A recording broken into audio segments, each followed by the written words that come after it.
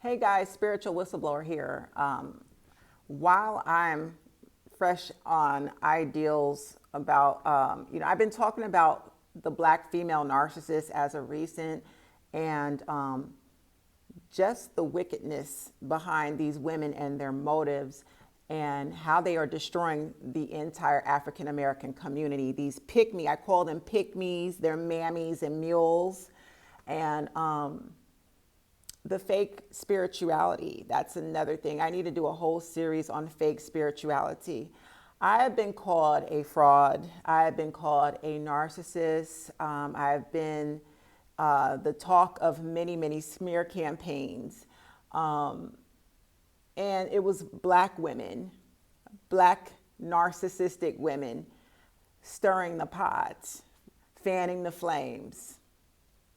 Even when the men attacked me, there were mammy ass, pick me ass women helping these men, black men, to tear me down. So, I want to talk about the spiritual component because the male narcissist and the black male narcissist and the black female narcissist, they are hypocritical when it comes to spirituality. They're atheists. The pastors in the church, the ministers. I have seen female school teachers, black ones that are narcissists. I personally know covert black female narcissists that are nurses.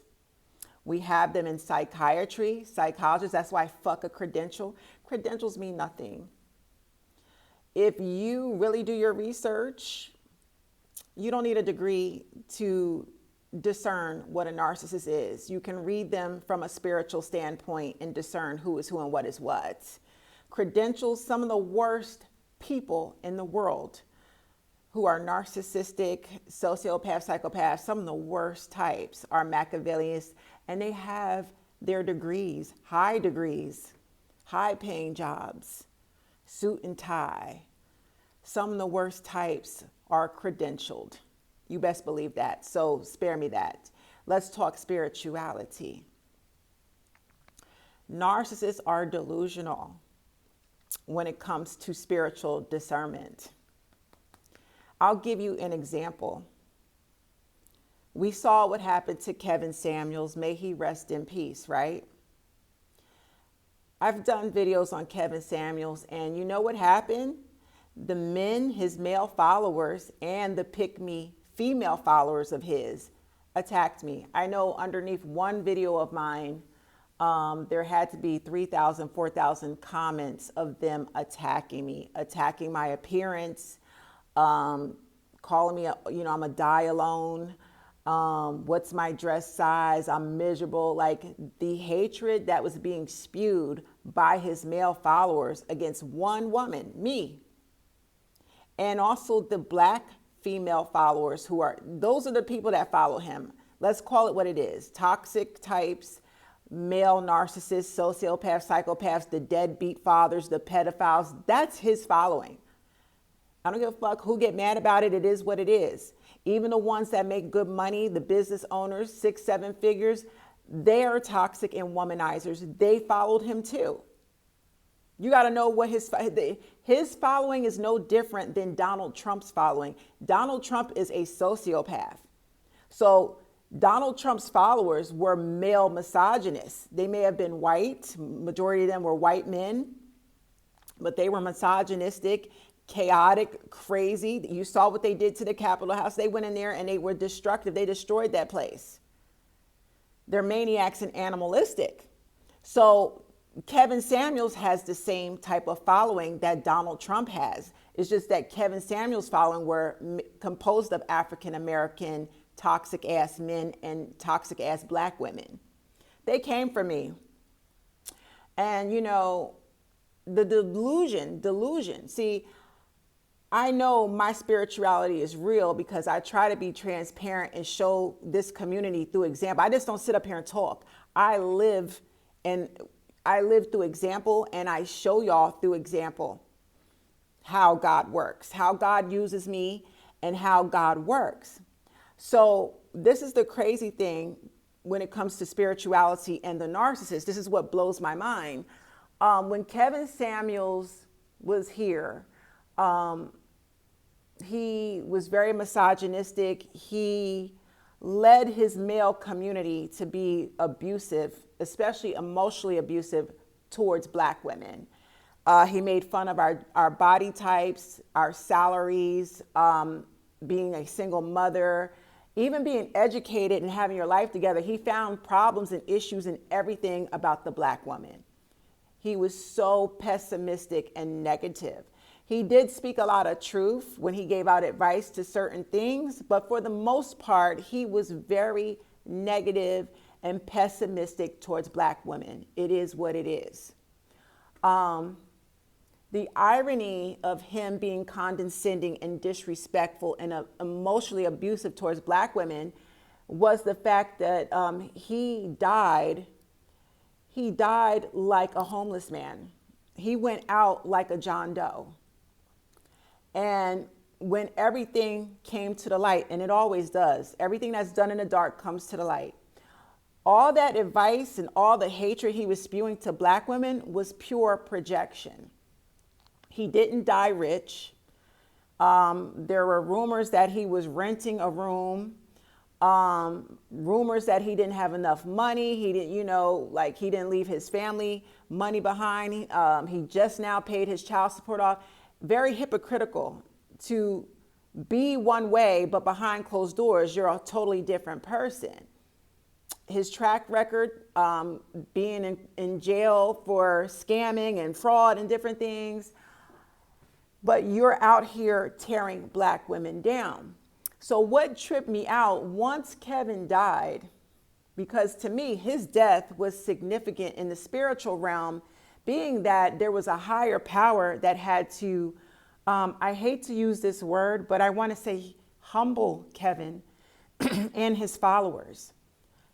Kevin talked so much shit. He was so arrogant that he became his own God. Kevin Samuels had a superior godlike complex. And to me, that screams atheist, because we only have one God. But when someone is highly narcissistic, sociopath, psychopath, they are not attached to God. There's no possible way that they believe in God, because they feel that they are omnipotent above everybody. They want you to worship them and serve them and bend down to them. Even after they abuse you, they still want you to look up to them as if they're your personal Jesus. So there's no way that they can honor and worship God and get out here and want people to worship them as God too. That's conflict. And if you think you can make a mockery out of God by having people idolatrize, it's idolatry, excuse me. That's what Kevin Samuels' followers did. They idolized him. They treated him, excuse me, they treated him like he was God. And all that power and money, they blew up his live chats. They gave him so much money. All of that went to his head. And he got arrogant and real besides himself. And this is not me trying to be funny or shit on a dead man. This is just the truth. This is what it was. He became very arrogant, and the more power he got, the more ego-driven. He was an egomaniac. That the more power and money he received from his male followers, the more powerful and comfortable he became with destroying and tearing down Black women and humiliating them on a public platform. He got a kick out of it, and so did his male followers. So when he passed away, the first thing that came to my mind was, wow, God is nothing to play with. You cannot mock God. You cannot get out here and have people idolize you, and to the point where you think you're God and you got people overlooking the real God. God is going to sit back. He gives us all free will to do what we want to do. But if that's what you're going to do, and you think God's not going to respond to that in some type of massive way, when Kevin Samuels passed away, you would think his death would humble many of his followers. It did not. A lot of these red pill men, these men that follow Kevin, are still out here on podcasts tearing black women down. It didn't stop them. It didn't humble them, which says to me they don't believe in God. Because when God makes an example out of someone, you would think that individual would learn the lesson and say, whoa, God ain't playing. Let me sit my ass down somewhere and shut up and humble myself and learn the lesson so that God doesn't turn up on me. No, Kevin's followers continue to destroy, tear down, mock black women. They didn't learn anything from his death. They're still upholding him like he's some kind of God.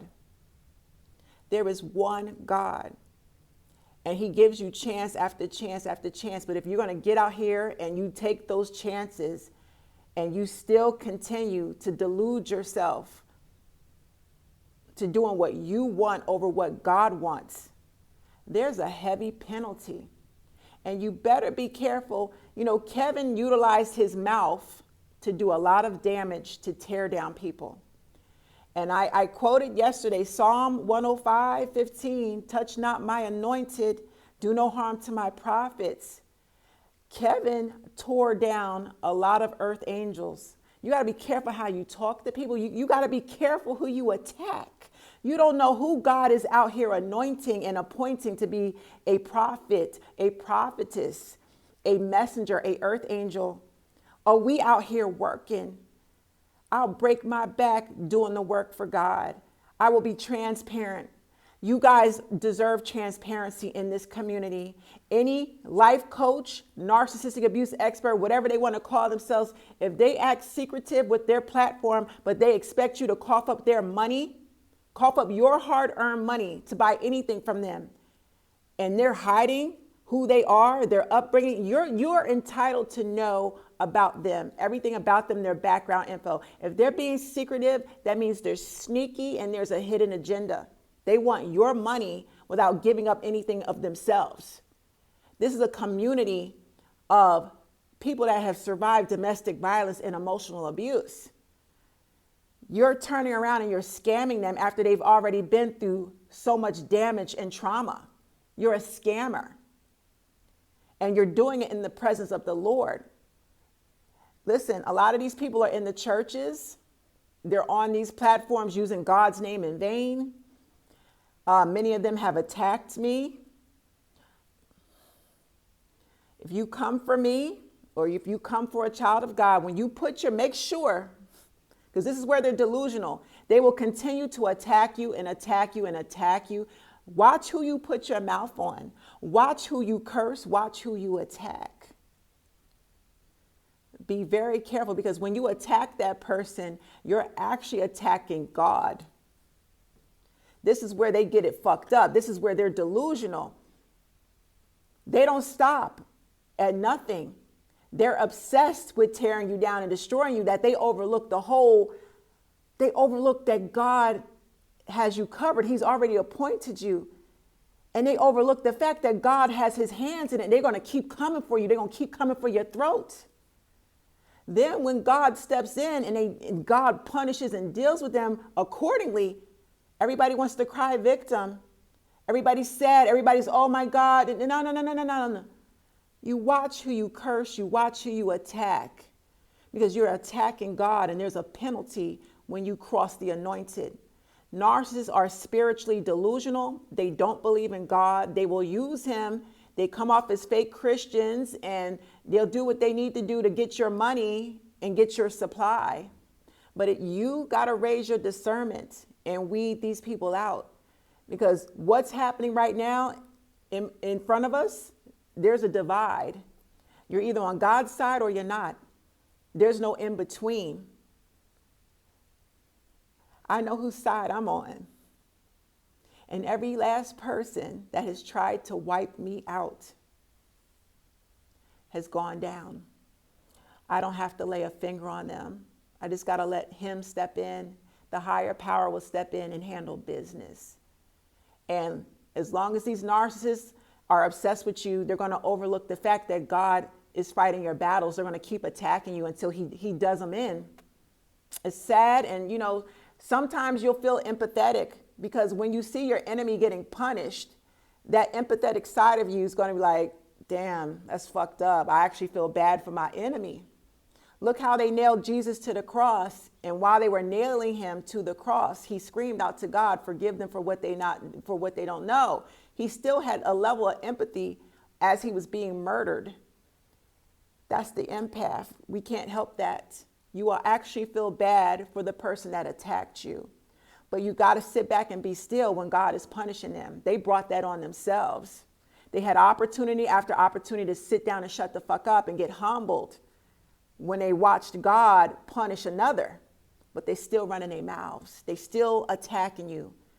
They still fucking throwing subliminals. God sees everything. Listen, you make sure you're on God's side at the end of the day. Let them do what they do. They self-sabotage, attacking you. When they put their fucking mouth on you, they're actually putting their mouth on God. Remember that. I want y'all to have a blessed day. Get right with God and start living your life accordingly, because these narcs are weeding themselves out. They think they're not going to get caught. They think they slick. They ain't slick. Everything is being accounted for. I know what I'm talking about. I know what I'm talking about. That's why I keep climbing to the top and elevating, because I do everything according to him and through him. And he has wiped out every last person that has attacked me. I don't wish bad on nobody, but when you put your mouth or attack me, you cannot fuck with the anointed. There is a God. There is a higher power. And I don't care, the narcissist doesn't want to recognize the higher power. Most of them are atheists or fake Christians. Let them play with God if they want. He's going to spank that ass in the end. On that note, have a blessed day, y'all. It's been the Spiritual Whistleblower.